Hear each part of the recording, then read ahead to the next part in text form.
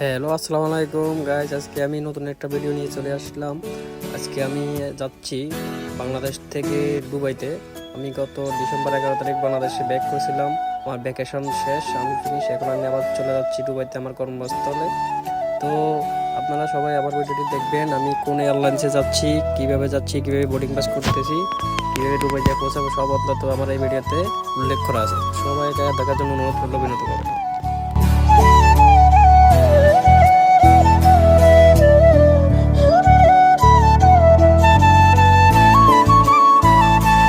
So আমি যতক্ষণ যাচ্ছি, আমার বড় ভাই আমাকে এয়ারপোর্টে দিয়ে আসছিল।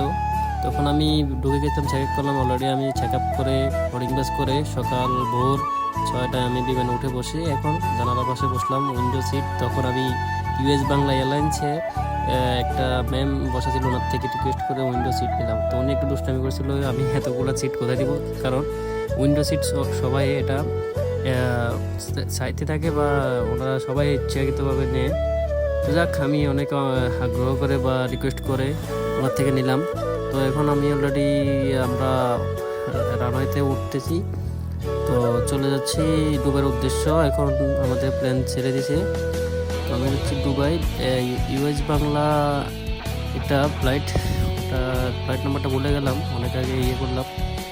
তো পরবর্তীতে 4-5 ঘন্টার মধ্যে অলরেডি দুবাইতে আমরা ইনশাল্লাহ পৌঁছে যেতে পারি। এর মধ্যে সবাই দেখতে থাকুন ভিডিওটা ফুল।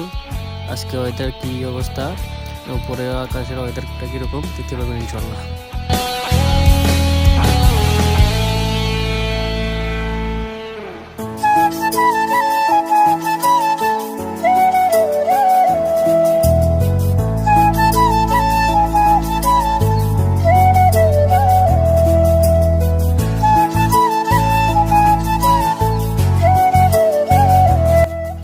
তো অলরেডি আমাদের প্লেনটা টেক অফ করে ফেললো।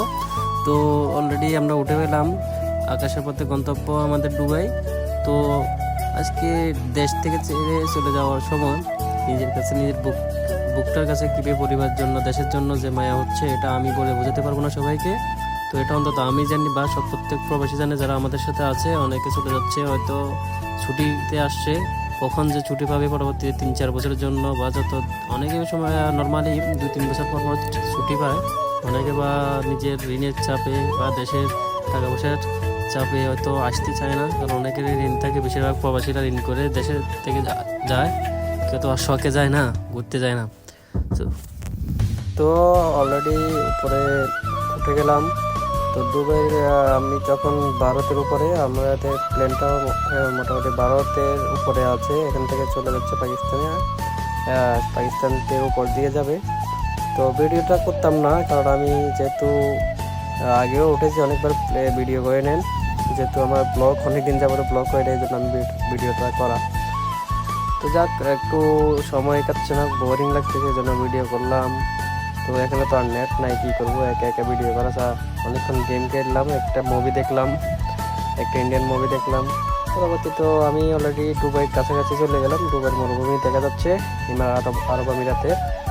তো এটা সম্ভাব্য ইয়ের পাশে, এটা ওমানের সাইডে ফুজেরা, যেমন আমি লোকেশনে দেখছিলাম আর কি। পরবর্তীতে মূলত যখন আবার দুবাইতে আসলাম, এই যে মরুভূমি, এই যে রোদ, এগুলো দেখে নিজের কাছে অসহায় মনে হচ্ছে। এই রোদের মধ্যে আবার কাজ করতে হবে। তো যাক, প্রবাসীদের একটাই, নিজের কর্মস্থলে ফিরে যাওয়া, নিজের যৌবন যেমন সব কিছু শেষ করে পরে শেষ বয়সে আবার দেশে ফিরে যাওয়া।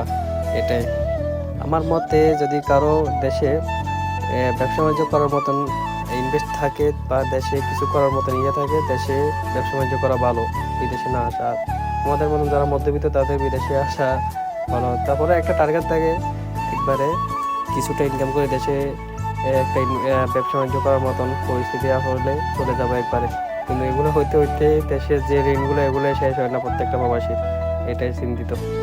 যাক, আপনারা পাশে আসা সবসময় ভিডিও দেখবেন, যেহেতু আমি নিউ ব্লগার।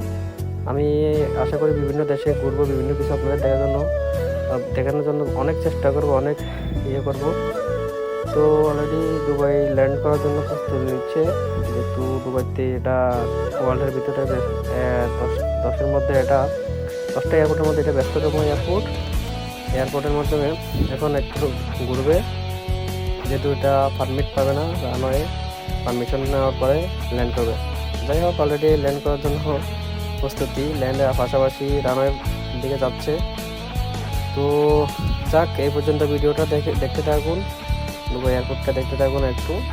তো সবাই ভালো থাকবেন, সুস্থ থাকবেন, দোয়া করবেন আমার জন্য। ভবিষ্যতে আরও নতুন ভিডিও পাওয়ার জন্য সাবস্ক্রাইব করবেন আমার ইউটিউব চ্যানেলটা।